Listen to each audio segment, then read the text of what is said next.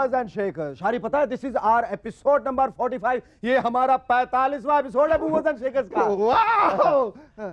तो 5 एपिसोड के बाद हमारा 50वां एपिसोड होगा। अरे क्या बात है। सो तुम सो, मुझे जागना है। क्यों? क्योंकि मुझे मूवर्स एंड शेकर्स की स्वर्ण जयंती मनानी है। कैसे?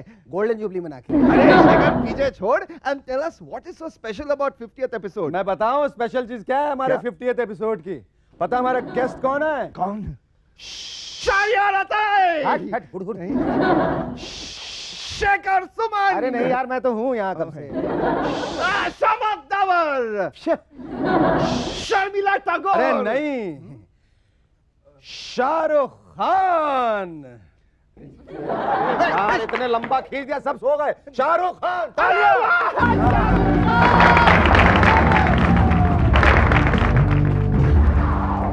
दोस्तों, अपने देश की आबादी इतनी तेजी से नहीं बढ़ी जितनी तेजी से सब्जियों के दाम बढ़े। सब्जियां खरीदना और खाना अब एक तरह का स्टेटस सिंबल बन चुका है। कुछ अरसे पहले टीना अंबानी ने कुछ पेंटिंग्स की एग्जीबिशन की थी। अब कुछ हफ्ते पहले उन्होंने एग्जीबिशन फिर लगाई, पर पेंटिंग्स की नहीं, सब्जियों की। एमएफ हुसैन, जो ब्रश धोकर माधुरी दीक्षित के पीछे पड़े हुए थे, पिछले दिनों मिस दीक्षित को छोड़कर सब्जियों के पेंटिंग्स बनाने में लगे हुए। यहां तक कि जाने माने ज्वेलर त्रिभुवन दास भीम जी भी ज्वेलरी छोड़कर अपने शोरूम में सब्जियां बेचने लगे। उनका कहना है कि सोने के मुकाबले सब्जियों में प्रॉफिट मार्जिन ज्यादा है। और जब हमने अपने सेट की स्टार वैल्यू बढ़ानी चाहिए तो आर्ट डायरेक्टर ने यह किया। Don't go away, stay tuned. Tonight we have the hot rod model of the Gabbar Mix fame, Namrata Barua, and the multi-talented cartoonist, fun star, and actor Jaspal Bhatte. But before that, give a big round of applause to Sharyar and his rubber band.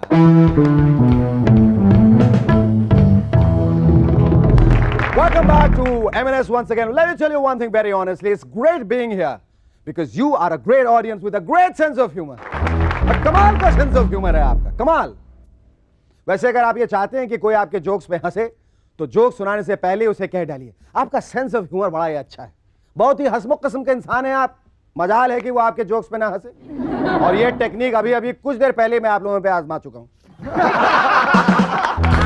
आजकल घर को लेकर अपने प्रमोद महाजन साहब बड़ी कठिनाइयां झेल रहे हैं। इनफैक्ट वो झेलते कम है, झूलते ज्यादा है।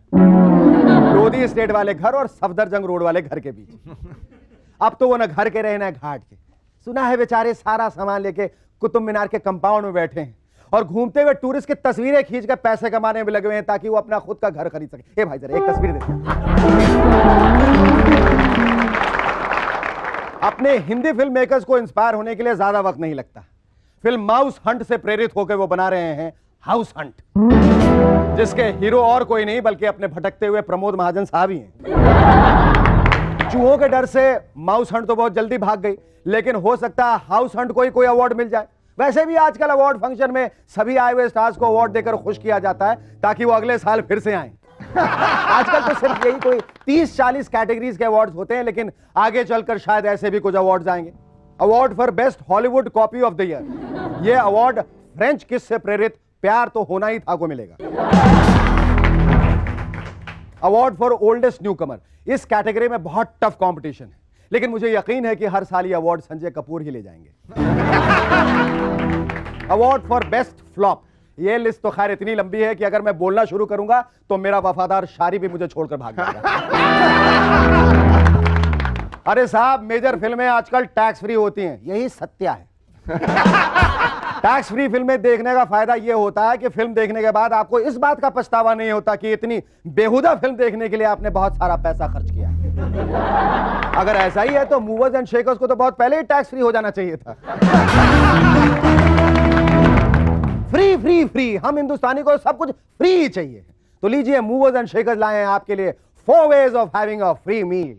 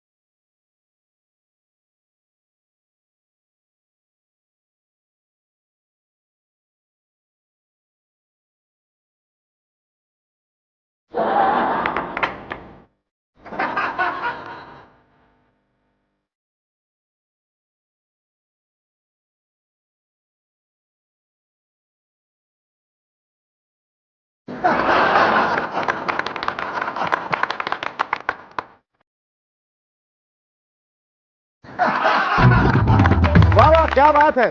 ऐसे तरीके तो मुझे भी इस्तेमाल करने चाहिए। वैसे तो मैं एक दो तरीके इस्तेमाल कर चुका हूं।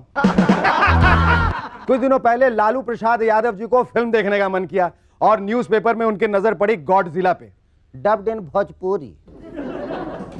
उन्हें लगा गॉडजिला यानी किसी जिला परिषद पर आधारित कहानी होगी।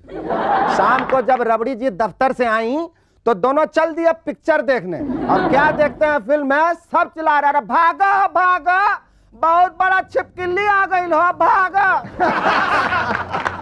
बस फिर पूरी फिल्म में अपने लालू जी रबड़ी जी को भुलाकर एक ही परेशानी में घिरे हुए थे कि इतनी बड़ी छिपकली कितना सारा चारा खाती होगी रे।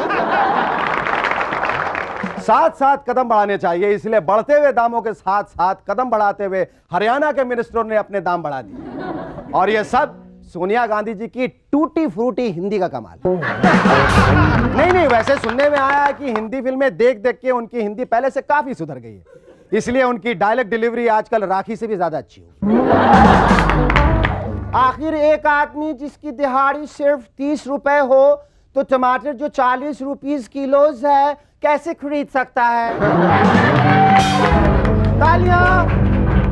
पता चला सोनिया जी की हर स्पीच के बाद एक एक करके सभी मिनिस्टर्स अपनी अपनी तनख्वाह बढ़ाते चले जा रहे हैं। इससे तो अच्छा होता कि सोनिया जी नमस्ते बोलने के आगे कुछ सीखती नहीं। Welcome back to MNS once again. मुझे मालूम है आप लोग सोच रहे होंगे ये चिट्ठी किसकी है, कहां से आई है, किसने लिखी। मैं आप लोगों को बता दूं कि लालू प्रसाद यादव जी ने बिल क्लिंटन को एक चिट्ठी लिखी और हमारे एजेंट मोल ने इस चिट्ठी का पहला ड्राफ्ट हमें पहुंचा दिया। तो लालू जी ने यह चिट्ठी बिल क्लिंटन जी को लिखी है। मेरे प्रिय बिलुआ, ये तो तुम समझ ही गए होगे कि ये चिट्ठी हम तुम्हें एक पॉलिटिशियन की हैसियत से नहीं बल्कि तुम्हें अपना छोटा भाई समझकर लिख रहा हूं। छोटा इसलिए क्योंकि अभी तक गुड़ियों से खेलने की आदत तुम्हारी गई नहीं ना। कैंप में जरा फंसा हुआ था इसलिए पहले लिख नहीं पाया, और जो थोड़ा बहुत समय मिलता था वो तुम्हारी भाऊजी है ना, भाभी, रबड़ी को राजनीति सिखाने में चला जाता था। दिस टाइम फसल का ज्यादा दाम नहीं मिला, कहते हैं रिसेशन की वजह से। अब सेशन हो या रिसेशन, लाठी तो हम ही पर पड़ी ना। रिसेशन का बहाना बनाकर तो आजकल हमारी भैंसिया सब भी दूध बहुत कम दे रही है। कचहरियों का चक्कर काट काट के तुम्हारी का दशा हो गई होगी, ये हमसे बेहतर कौन समझ सकता है भाई। हमारी मानो तो तुम भी अपने भाषण में ये बोलना शुरू कर दो कि all American are my brothers and sisters. और ये अगर तुमसे नहीं होता है तो चलसिया के हाथ पीले कर दो, हिलरी भाऊजी को प्रेसिडेंट बना दो और वायग्रा खा के नायग्रा में नहा लो। बाकी सब यहाँ कुशल मंगल है। अब चिट्ठी खत्म करता हूँ बिल्लू, तुम्हारा मौसेरा भाई Lallu. Ladies and gentlemen, please welcome our first guest in Movers and Shakers, the hot model, खूबसूरत और नम्र, नम्रता बरवा।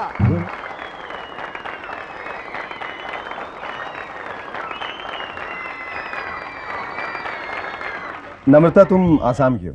जी हाँ। तो तुम बंबई में जब आई और तुम एक मॉडल भी हो? Actually, I was born and brought up in Bombay, so मैं आसाम से नहीं आई थी, मैं इधर ही थी। मैं इधर ही you are an Assamese. My dad is an Assamese, that makes me like 50% Assamese, yeah. Yeah, but do you have any objection being called an Assamese? No, not at all. ऐसा हुआ कि जब तुमने कदम रखा, फिल्मों में जाना चाहती हो या मॉडल, फिल्मों में जाना नहीं चाहती अभी, बिल्कुल नहीं, मॉडल बनी हो और एक वीडियो एल्बम भी किया है, हाँ। तो लोगों की यहाँ जो अक्सर ये प्रतिक्रिया होती है कि एक नई लड़की आई है, तुम्हें देख के ऐसा तो नहीं कहा एक नई आसामी आई है?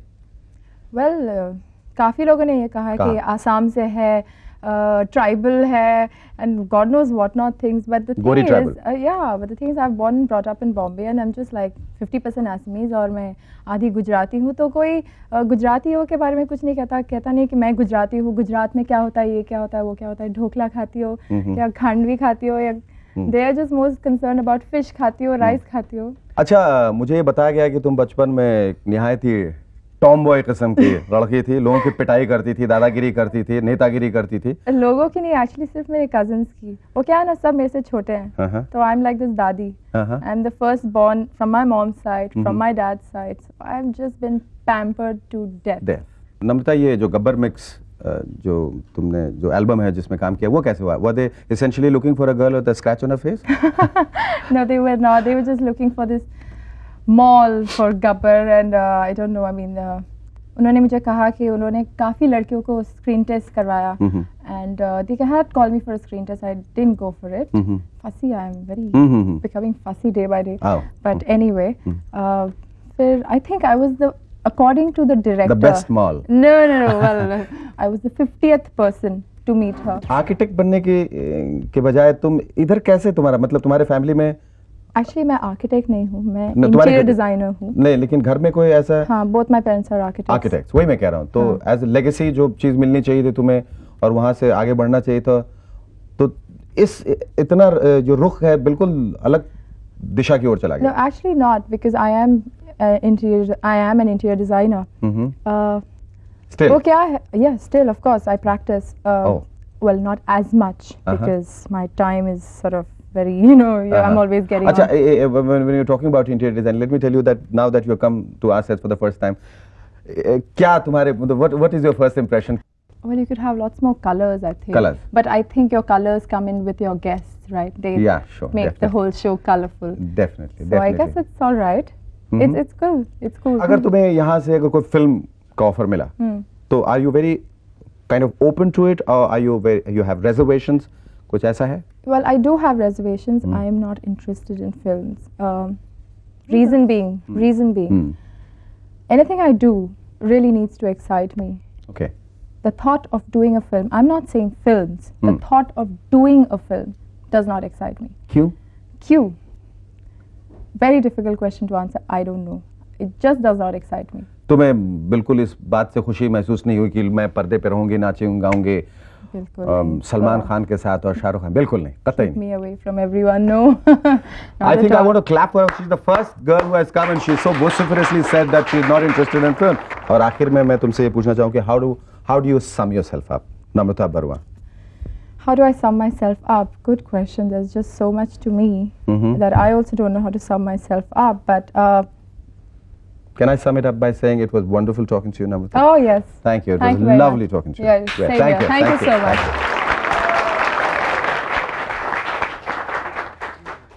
मूवर्स एंड शेकर्स में आज हमारे दूसरे खास मेहमान, दूसरे गेस्ट हिंदुस्तान के मशहूर और प्रसिद्ध फनस्टर, पंस्टर, प्रैंकस्टर, कॉमिक गैंगस्टर हैं. Ladies and gentleman, please welcome the one and only Jaspal भट्टे. हाँ जी, ये मेरा सामान है. आप ये बताओ कि बेडरूम किधर और टॉयलेट किधर, बाथरूम किधर? सामान, बेडरूम, टॉयलेट. जसपाल जी, आप मूवर्स एंड शेकर्स के सेट पे हैं. ये मेरी चिट्ठी आई थी आपकी, आपकी तरफ से कि मैं आपका खास गेस्ट हूँ, आज मेहमान हूँ. तो मैं मेहमान, ये मेरा सामान. प्रभु, मेहमान का तात्पर्य अर्थ ये है वो जो यहाँ आके कुर्सी पे 5 मिनट तक बैठ के मेरी बकवास सुने. आपने शायद मेहमान का गलत अर्थ निकाल लिया है. नहीं, मेहमान का तो एक ही मतलब होता है, भगवान का रूप. और भाई लस्सी वस्सी मंगाओ यार, पराठा ब्रेकफास्ट. लस्सी? गुरुजी, अब तक यहाँ कोई 80 गेस्ट आ गए, किसी ने लस्सी नहीं मांगी और आप लस्सी? मेरे ख्याल से जसपाल भाई हमारे पहले मेहमान हैं 80 मेहमानों में से जिन्होंने मेहमान शब्द का सही मतलब निकाला है. मेहमान देव भव. लाल बादशाह, तुम जाओ, मैं मृत्युदाता को लेकर जाता हूं. आइए.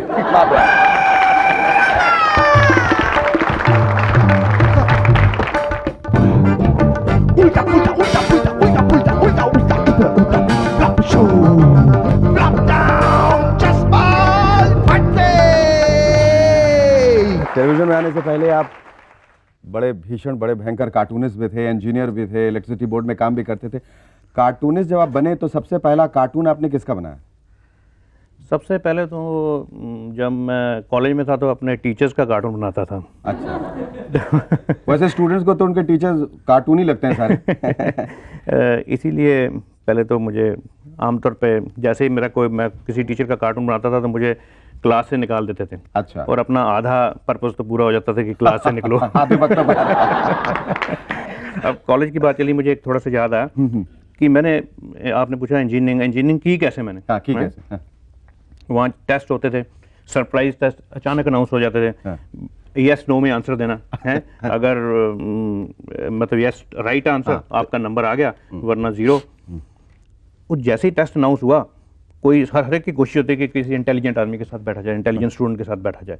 तो क्या हुआ, एक दिन टेस्ट अनाउंस हुआ तो मैं जरा भाग के किसी के साथ बैठ नहीं सका, और मैंने इधर उधर देखा, दोनों तरफ एकदम नालायक आदमी बैठे हुए थे। तो मैंने कहा क्या किया जाए, किसकी नकल मारी है। हाँ। फिर मुझे ध्यान आया, मैंने कहा मेरे साथ जो बैठा है वो तो आज तक कभी पास नहीं हुआ। हाँ। वो जिसको यस कर देता था मैं नो कर देता था। जिसको वो नो करता था मैं यस कर देता था। और ये फैक्ट है। अच्छा। उसके 4 नंबर आए, मेरे 6 आ गए। अच्छा। तो इंजीनियरिंग से फिर आप हाँ, इस तरह मैंने इंजीनियरिंग की। हाँ। इंजीनियरिंग के बाद इलेक्ट्रिसिटी बोर्ड में मैं आ गया। हाँ। वहाँ भी जिस इलाके में मेरी बदली होती थी, वहाँ की बिजली टोटली गुल हो जाती थी। अच्छा, ये फिर बिजली, इंजीनियरिंग, कार्टूनिस्ट से फिर टेलीविजन में, और वो भी सब कुछ उल्टा पुल्टा, फुल टेंशन, ये सब कुछ कैसे मतलब हो गया? बस जी, जैसे उसके बाद मैंने ट्रिब्यून न्यूज़पेपर एक चंडीगढ़ का, वहाँ मैंने कार्टूनिंग शुरू कर दी। 5 साल मैंने कार्टून बनाए। हर साल उनकी सर्कुलेशन डाउन आ जाती थी। और अल्टीमेटली मुझे वहाँ से छोड़ना पड़ा। अच्छा। और फिर मैं यहाँ इधर आ गया। अब टेलीविजन पे आया। हाँ। और इसका क्या एक्सपीरियंस मैं बताऊँ? हाँ। इसका एक्सपीरियंस तो वो बता सकते हैं जिन्होंने मेरे प्रोग्राम स्पॉन्सर किए। एक साबुन बनाने वाली कंपनी ने मेरा पहले फ्लॉप शो स्पॉन्सर किया। हाँ। वो टोटली वॉश आउट होगी company. Wash out, literally wash out होगी। उसके बाद मैंने फुल टेंशन किया, उसको एक कंपनी ने स्पॉन्सर किया। वो तेल बनाने वाली कंपनी थी। फुल टेंशन रही। और फुल टेंशन में जो उनका मालिक था, उनके बाल गायब हो गए। अच्छा, लोग सरदारों के ऊपर बहुत जोक्स मारते हैं, और लेकिन मुझे ऐसा लगता है कि सरदारों का सेंस ऑफ ह्यूमर सबसे अच्छा है, क्योंकि वो खुद अपने बारे में जोक्स मार सकते हैं और लोग बुरा मान जाते हैं। ये कहाँ तक सही? नहीं, बल्कि कोई और किसी और के बारे में जोक्स सुनाए तो सोचते हैं यार हम कहाँ गए भी। बहुत बढ़िया, बहुत बढ़िया। भाई हम मर गए, हमारे पे जोक नहीं है। हमारे पे जोक नहीं है, इतने कम हो रहे हैं आजकल जोक। अपने बारे में अगर आपको दो शब्द क्या, कई शब्द अगर कहने का मौका दिया जाए, तो आप जसपाल भट्टी के बारे में, जसपाल भट्टी क्या कमेंट करेंगे? नमस्कार। Thank you Jaspal. Okay. Thank you.